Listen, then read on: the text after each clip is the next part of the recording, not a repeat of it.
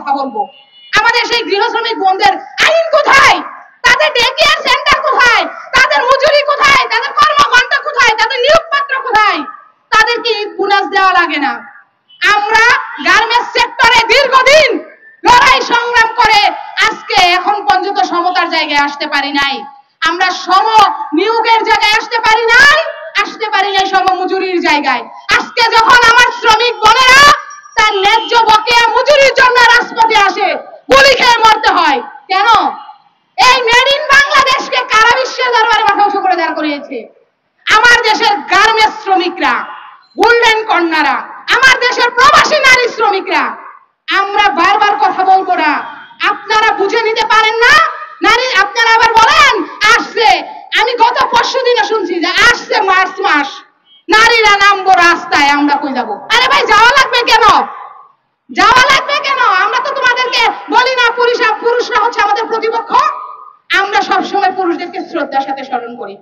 আমরা জানি পুরুষ আর নারী মিলেমিশে দুইটা হাত একসাথে হলে আমার বাংলা সোনার বাংলাদেশ হবে। আপনি আজকে স্মার্ট বাংলাদেশের কথা বলবেন, উন্নয়নের লক্ষ্যের কথা বলবেন, এই ব্রিজ নির্মাণ করলে, কালভার্ট নির্মাণ করলে, বিভিন্ন জায়গায় যায় আপনারা রাস্তাঘাট করে দিলেই তো আমার বাংলাদেশ উন্নয়নশীল দেশ হবে না?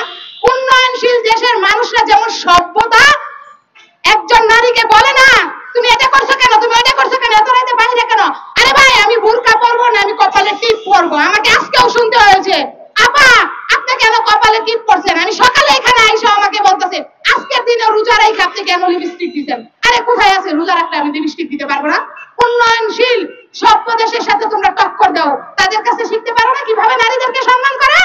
আমি বোরকা পরবো না, আমি শার্ট প্যান্ট পরবো না, এটা হচ্ছে একান্ত আমার ব্যক্তিগত ব্যাপার।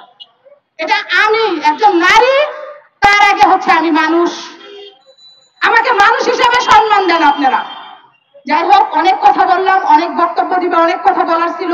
আসলে আমরা কেউ ভালো নাই, কারণ এই কারণে ভালো নাই, আমরা সবসময় পত্রিকাতে দেখতেছি খুন, ধর্ষণ, রাহাজানি। আসলে আমাদের বাংলাদেশ ভালো নাই।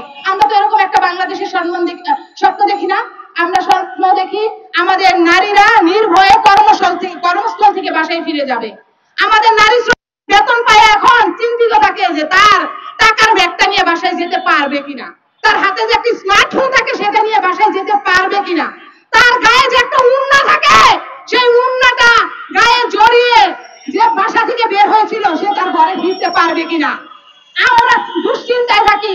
আমার কন্যা যখন স্কুলে যায়, তার যখন সাংস্কৃতিক অনুষ্ঠানে সে যদি ইউনিফর্ম ছাড়া যায়, আমি ভয়ে থাকি, আতঙ্কে থাকি, আমার কন্যাটা কি সুস্থ মতো ঘরে ফিরতে পারবে কিনা। আমরা তো এই বাংলাদেশের স্বপ্ন দেখি নাই ভাই। আমরা তো এই বাংলাদেশকে নিয়ে আমরা কি করব, কোথায় যাব?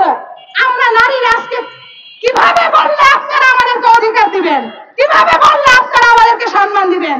আমরা বলতে চাই আগামীর বাংলাদেশ যদি আপনারা সঠিকভাবে পরিচালনা করতে চান, সত্যি যদি সোনার বাংলাকে সোনার বাংলা করতে চান, তাহলে নারী পুরুষের যে বৈষম্য সেটা ভেঙে সমতাই করেন। আমি সবাইকে আবারও national workers unity centre, green Bangla garments workers federation, national workers unity সেন্টারের নারী কমিটির পক্ষ থেকে সকল নারীদেরকে শুভেচ্ছা জানিয়ে আমি আমার কথা এখানে শেষ করছি। সকলকেই জানাই সংগ্রামী শুভেচ্ছা। দুনিয়ার মজদুর এক হও, লড়াই করো।